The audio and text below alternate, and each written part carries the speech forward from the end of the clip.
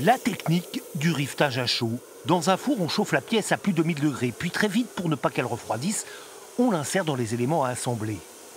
Un petit coup d'engin pneumatique et le tour est joué.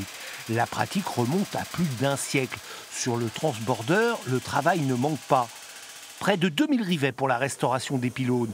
Et sous les bâches, ce n'est pas la seule tâche à mener. Les pylônes, qui sont les pylônes d'origine, ont été totalement échafaudés pour permettre à la fois leur dépollution, je rappelle qu'ils étaient complètement amiantés, pour permettre leur décapage et leur remise en pâture.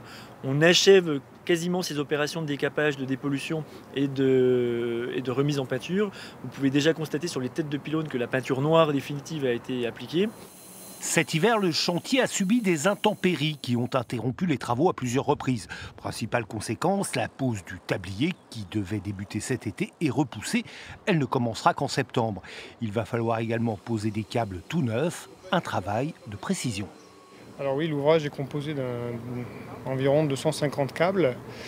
Le but étant au final d'avoir un ouvrage parfaitement horizontal, donc un tablier horizontal pour permettre la circulation du chariot.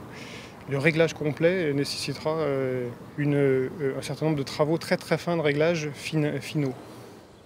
Quoi qu'il en soit, pour l'instant, la livraison de l'ouvrage est toujours prévue pour la fin de l'été 2019.